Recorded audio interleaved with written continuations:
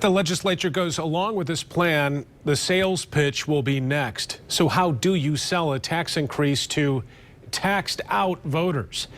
24-hour News 8's Joe LaFergie's working that part of the story for us, all new at 6. Joe?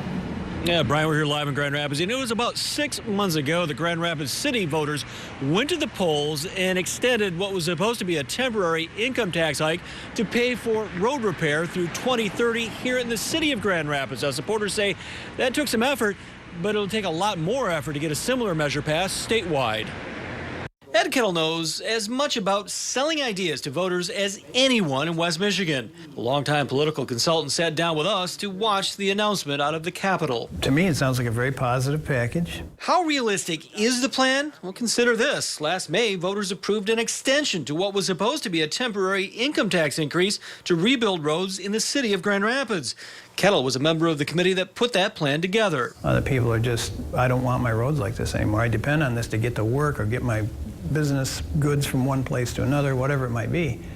So that may be a driving issue. But selling a statewide sales tax increase for roads is a much bigger challenge. One reason the measure passed by Grand Rapids city voters is for an income tax. Suburbanites who work in the city and have to pay the tax didn't have a say.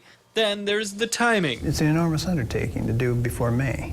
Kettle, who spent years as a political consultant and at one time was an aide to a former Democratic House member, says raising campaign funds in that short period of time may also be a challenge. So that means someone's going to have to raise $10, $20 million to get this thing done correctly.